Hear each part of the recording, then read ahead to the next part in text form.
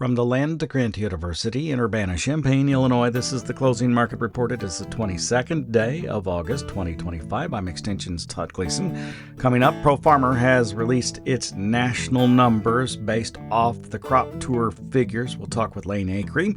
We'll turn our attention to the marketplace with Mike Zuzolo of GlobalComResearch.com, and then we'll get an update on the weather forecast too. We'll do that with Eric Snodgrass from Nutrient Ag Solutions on this Friday edition of the Closing Market Report from Illinois Public Media. Todd Gleason services are made available to WILL by University of Illinois Extension. December corn for the day at $4.11 a quarter lower. The March at $4.28 3/4 down 1. November beans at $10.58.5 up 2.5 cents. January $10.77 up 3 1/4 cents. Bean meal at dime lower, the bean oil $1.20 higher, and soft red winter wheat in the December at $5.27 1/4 down 2.5 cents. As you know, we've been following the Pro Farmer Crop Tour all week. Lane Akre now joins us. He's the economist at Pro Farmer. Thank you, Lane, for being with us and for all the work that you did throughout the week on the eastern leg of the tour and behind the scenes across all of it.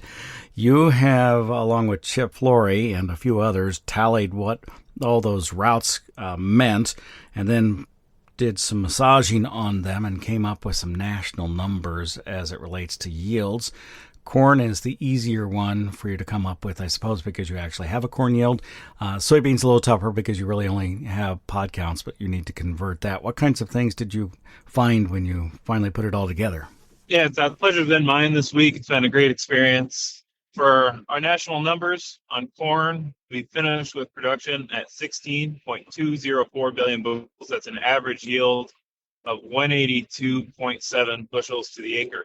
We have a 1% deviation on either side of that encompasses our range. The top end is 184.5 bushels per acre, and the bottom end is 180.9. One of the key factors that went into that was the amount of disease that we saw in the Western Corn Belt. Is the anticipation of the impact on ear weights that that's going to have. Some of this crop's likely going to see maturation pretty quickly, and that could really just lower that grain fill period, shorten it, and just really weigh on test weights. Last year we saw record test weights, and that helped boost the national average up to 179.3. On soybeans, we got production at 4.246 billion bushels. That's an average yield of 53 bushels an acre. We use a 2% range on beans, 2% to the upside, 2 to the downside. That gives us the top end of 54.1 bushels and the bottom end of 51.9. There's a lot of pods out there. There are a lot of pods out there, and the scouts were flabbergasted, I think, in most places as they were counting those up. I do need to follow up on the corn number with you just a bit. When you were putting that together, did you have a working number for how big you think the crop is at the moment, and then calculated back from that for how much weight you think might be lost because of the disease? Oh, there's a lot of factors to consider. So USDA, NASS, they did their surveys late July, early August, and that was a snapshot in time. That gave them their 188.8, and our snapshot in time showed the downside, and the trend has been to the downside, and the increase in disease pressure has been coming up all over the place. It's kind of working its way north from what we found, but the eastern side of the Corn Belt was just plagued with disease and some early maturation. And generally, we're of course, we're sampling some of the best crops in the country, and we take that into pretty heavy consideration as well. So you're at a 182 plus as a snapshot in time today, giving really no changes but the disease progressing. Then we take into consideration the weather as well, and other areas in the country too that we don't sample. We take those into consideration. Lane, thank you much. I appreciate it. and we look forward to talking with you again sometime soon. Yeah, thanks, Todd. Lane Akre is with Pro Farmer, joined us on this Friday afternoon with the numbers. You can find them in more detail if you'd like at profarmer.com, or go to our website at willag.org. Mike Zuzolo, globalcomresearch.com. Out of Atchison, Kansas, you just heard those numbers, 182.7 bushels to the acre for corn. Mr. Akre says that's because of the disease issues that they found. And soybeans at 53 bushels to the acre. What's your initial assessment? Well, I think, from a trade perspective, Todd, I think the trade has been in the mindset that the corn yield was going to be higher versus Pro Farmer, in the Pro Farmer numbers versus soybeans. And so I'd say Pro Farmer gave us the opposite of that with a higher soybean number, much higher, in fact, given what the USDA gave us on corn. So be interesting to see. Beans have been the leader to the upside. I think they'll still be the leader to the upside because it's still a weather market when it's all said and done. But I think corn could, maybe join up very easily or much more easily with the beans if they want to go up another leg in next week's price action. I don't see anything negative in these numbers at all, because I think even the 53 bushel bean yield number gives you the idea, I think, that with the disease pressure you just mentioned. They also talked about rain deficits in Ohio to finish the crop. They talked about 22-year highs in soybean pod counts in Iowa and Minnesota. But they also talked about how there's, some need to finish this crop strong. So I think the trade will look at these numbers fairly friendly, because they were very nervous about the corn number going into them. Admittedly, year in and year out, we follow this, and the trade follows the numbers, but rarely reacts to the numbers. This feels like a set of numbers that Sunday night's going to get some attention. I couldn't agree more. And I think what you hit upon, Todd, is the notes I wrote on Thursday and Friday before the numbers came out was, I like to hear what's on the tour, because it supports or negates what I am seeing in the fields and what my clients are seeing in the fields. And I don't look as much at the final numbers because it's a calculation. This, as you said, seems to work into the disease pressure in the Western Corn Belt, the tip back in Illinois, the rain deficits in Ohio potentially.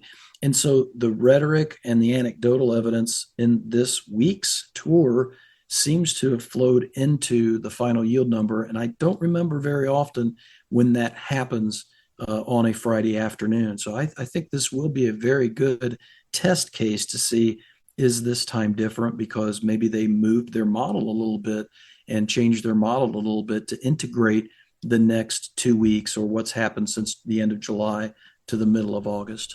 Tell me what you've seen in the marketplace this week and what you're watching. A lot of noise in the markets, especially on Thursday and Friday because of the EPA. So we're going to need to work through the EPA update. It's good that they gave us an update on the RINs and on the exemptions, but we still have a lot more to find out and uncover. Weekly closes, soft red wheat lower for the fifth week in a row.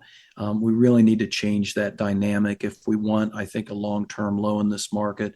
Where do we get that from? I think we still get that from Russia and what's going on with the Russia-Ukraine peace talks or no peace talks. And so those are the top of the list. But I would, as like most mid-August time periods, heading to the Farm Progress show on Tuesday, I'm very excited to come over and take a look at everything and see you and all the locals there.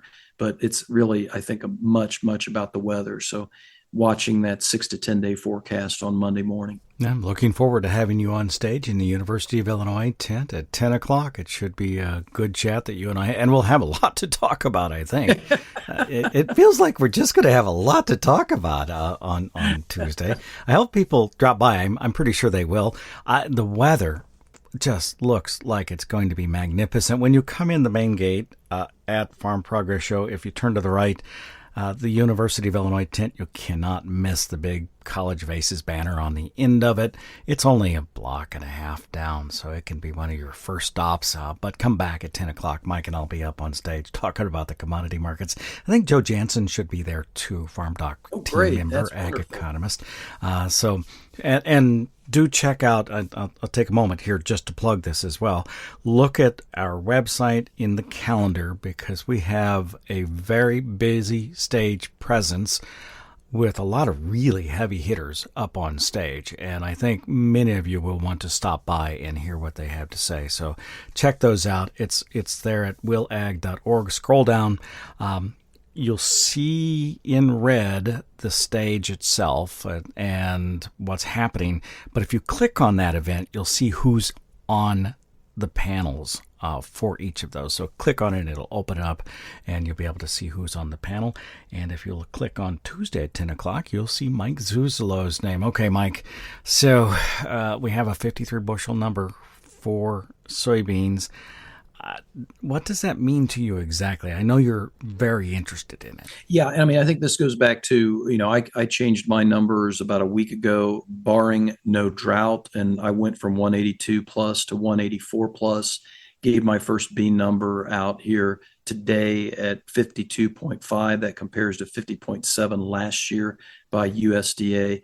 Those numbers can go back down again if we stay dry another 10 days. So I think that's really what it's all about. I would be disappointed if the trade took the 53 number on Friday as bearish or price negative because of what we're looking at in the weather in terms of trimming yield and that disease pressure. Clearly, the disease is showing up more from the pro farmer numbers in the corn versus the soybeans, but there's some issues out there in the beans from what I'm hearing as well. It'll be interesting. Boris Camilletti will be up, and I did write Boris a note about the disease. He's a plant pathologist here on campus at the University of Illinois, and asked him what he and his colleagues across the land-grant system were talking about as its related disease.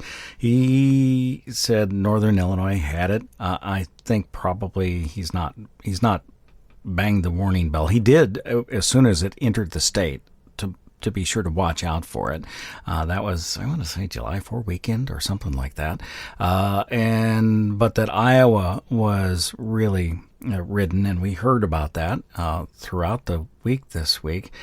Though, admittedly, there's not a lot to know about southern rust in corn other than it does a number on it and can. I don't know how far along the corn has to be before it stops doing a number on it. And I think producers have already told me this week, between the southern rust and also the tar spot, that they're having to hit another fungicide application potentially. And it's very difficult to spend the money at these margins right now, and it's a very tough decision to make. Indeed it is. We'll talk all about that on Tuesday. Thank you for being with us today. Thanks, Todd. Have a great weekend. You too. Mike Zuzolo is with GlobalComResearch.com out of Atchison, Kansas.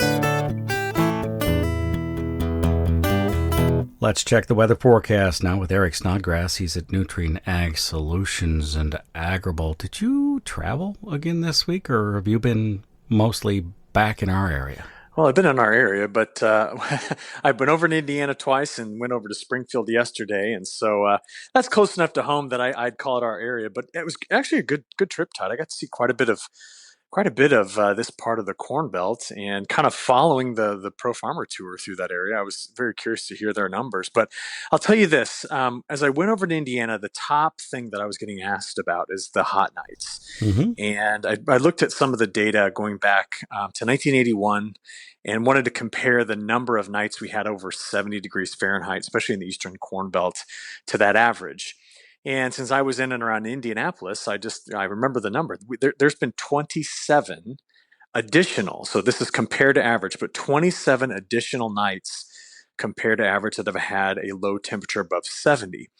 And then you can add that, I mean, look farther to the south into Kentucky, it's like 35. And so these very, very warm nights, I think, have got a lot of folks concerned about the quality of the crop in that area. But that same problem is not prevalent back farther to the west. Now, we have not had a hot summer, like record hot. We've had a top 30, but it's not been, what we would call, encroaching on the ridiculous kind of heat. But that being said, in Champaign, where we are, I've got us at 190 stress degree days on the year. So that means 140 is generally thought to be kind of a cutoff, where if you get beyond that, you start to see a drop in yield for the I-states on corn. So we went past it. It'll be, interesting to see what kind of local numbers look like around here. Now, the research that tells me that 140 is the cutoff, that was done back in 2013. A lot has changed since then with respect to seed technology and whatnot. But yeah, I'm telling you all this, Todd, because, hey, the weather's absolutely spectacularly cool now. And in fact, last night I was over in Rantoul. Kind of wish I would have had a jacket on while I watched my son play soccer. And what a contrast from what it was just a week ago. I have to say, because we're in the middle of Grainville, with these cool nights, if we just had an inch, a widespread inch, it would add 20 bushels to the crop. I can't give you that, Todd. I'm sorry, but can you give it to me on my farm? I'll just drag my hose over there. Okay. Well. No, unfortunately, it is drier. But these last few mornings, as the temperatures have bottomed out, there has been a pretty healthy dew, and that's going to go a long way too, because we're not cranking the temps up so hot in the afternoon that we're evaporating all of it quickly. But you're right, we need one more hit of rain, and unfortunately, the best rains are going to be out into like the hard red winter wheat belt over the next 2 weeks. We're going to be pretty dry around here for a while. And that's, everybody's telling me the same thing. I just need one more. Just give me one more good rain, and my beans will fill. I'll have better, we'll kind of stop the bleed on the corn. And I'm like, we're going to have to wait or hope that the pattern breaks sooner than I thought. But again, the flip side of this, at least we're not pouring on the heat in addition to the cooler weather, in addition to the drier weather as we go forward. The rains in the hard red winter wheat belt, are they far enough north into Kansas that they'll get the Kansas-Nebraska line? And do they go much further north, and how far to the east? Yeah, they go, well, this is a big question. You think about Missouri and Arkansas. I know that's out of the wheat belt, but that particular part of the Mid-South needs a lot of rain. I have the northern extent of these rains getting into southern Nebraska, the western extent getting all the way back through Colorado into New Mexico, the heaviest rains in Kansas. And I was just talking to a grower down there. He's like, oh, this is exactly what we need. Bring up all the weed pressure now so that we can kill it and then plant the crop, so we're not competing against those weeds at the same time we sow the crop later. And so they're all pretty happy out there with the forecast. And many people are like, hey, just bring that rain a little farther to the east, because drought is expanded in the Delta, it's expanded in the Mid-South, it's expanded in the Eastern Corn Belt, it's expanded all the way into the Northeast. And that is the same quarter over which I don't have a lot of rain coming in the next 10 to 15 days. Yeah, if you call him in 3 weeks, he'll tell you, please stop the rain. Yeah. I want to sow my winter wheat crop. So he's only happy for a moment. That's right. Same with every farmer in Illinois, too. Every farmer around the nation. Yeah. I can remember my wife asking me when we first were married, she said, are your brothers ever happy with the weather? I was like, well, not for very long, no. But there are good years. And this is, regardless of what's happened, this has been a good year. The crop is a big one out there, and will be a record one. It may not be as big as USDA put it to begin with, but it sure looks like it's going to be a record one. What else are you watching in the weather that we need to pay attention to? Yeah, Todd, you and I over the next, I'd say about like 7 months, okay? we will be talking about La Nina, just because it is right now influencing the wind pattern. We've got pretty strong trade winds. We've also seen a lot of cool water upwell. And so we're going to start to ask ourselves, are we going to get a typical La Nina fall and winter, which typical is a little drier than average, not too bad. That's good for harvest. And then we tend to get into a winter where, I know you know what I'm going to say, active Ohio River Valley storm track, right? We've said that 4 out of the last 5 winters that you and I have talked, because 4 out of the last 5 have had La Ninas. It was only 2023 into 2024 that didn't.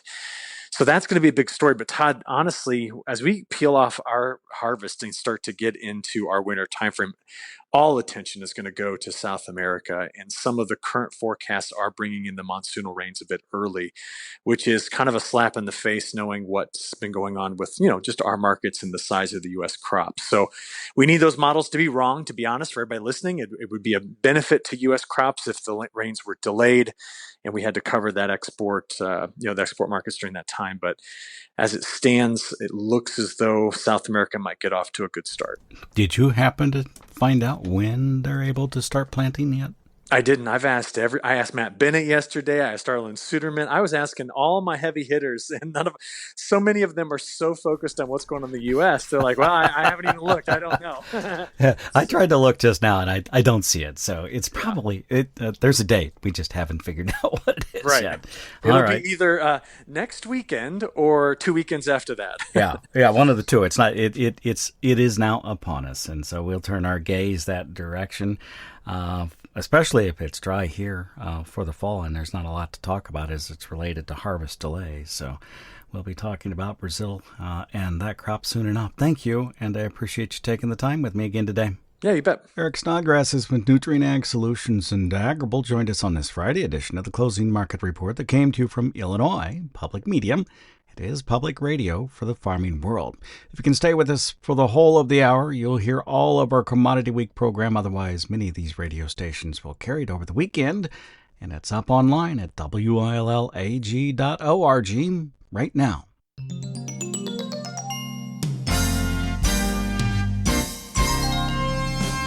Todd Gleason services are made available to WILL by University of Illinois Extension. Well, welcome to Commodity Week. I am Todd Gleason. Our panelists for the day include Brian Stark. He's with the Andersons in Mansfield, Illinois. Dave Chatterton is here with Strategic Farm Marketing out of Champaign, Illinois. And we're joined by Kurt Kimmel of agmarket.net in Normal, Illinois. Commodity Week is a production of Illinois Public Media, public radio for the farming world, online at willag.org, willag.org. And next week, we'll be at the Farm Progress Show in Decatur. Our Commodity Week programs run daily at 10 o'clock. The farmdoc team is there at 11:30, and the crop scientists are with us on stage in the University of Illinois tent at 11 a.m. The full schedule is online at willag.org. Check it each day. We have many folks that will be dropping by, and we'd like to see you there as well. Again, the calendar, all in red in the calendar. You'll find what's happening in the University of Illinois tent each and every day at the Farm Progress Show in Decatur. Let's begin with Kurt Kimmel, who will be making his way to the Farm Progress Show next week. Thank you very much for doing that. This week, however, we need to talk about the Pro Farmer Crop Tour, which took place. By the time this airs, we'll have the final numbers from Pro Farmer, which will be their national and statewide numbers. They differ widely from what you see on the Crop Tour because they do a lot of adjustments. However, what do you think of the numbers that have been coming out of Crop Tour to this point? Well, the bean pod counts are just huge. Man, to go ahead and finish off good shape, we'll have a fairly larger bean crop. On that, there is some sudden death, some stem rot. The thing on some of these fungus and diseases that are a little earlier than usual, if it was a little later here in September, but it can maybe take a little bit off the top. But the biggest observation probably is in the corn, that southern rust.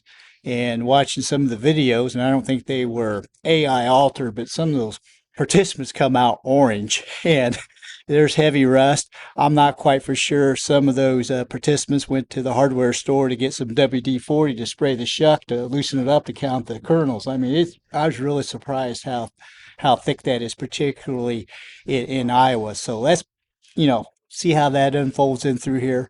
Guys are really testing the fungicide here on longevity of it and whether they sprayed or not. The other thing too is I heard some guys went a little heavier on population, so the ear counts are fairly good in some areas. And the bottom line is we still have a little bit of time here. We'll just have to see how the crop finishes out. Kurt Kimmel is with agmarket.net, joined us for our Commodity Week program recorded Thursday afternoon. You may hear it up online right now at willag.org, willag.org. Our other panelists included Brian Stark of the Andersons and Dave Chatterton of Strategic Farm Marketing. Many of these radio stations will carry it over the weekend as well. You've been listening to the Closing Market Report on this Friday afternoon. Don't forget to visit us at the Farm Progress Show next week, Tuesday, Wednesday, and Thursday in the University of Illinois tent. You can check out all the details of what's up on stage there online at willag.org right now. You've been listening to the Closing Market Report from Illinois Public Media. I'm Extension's Todd Gleason.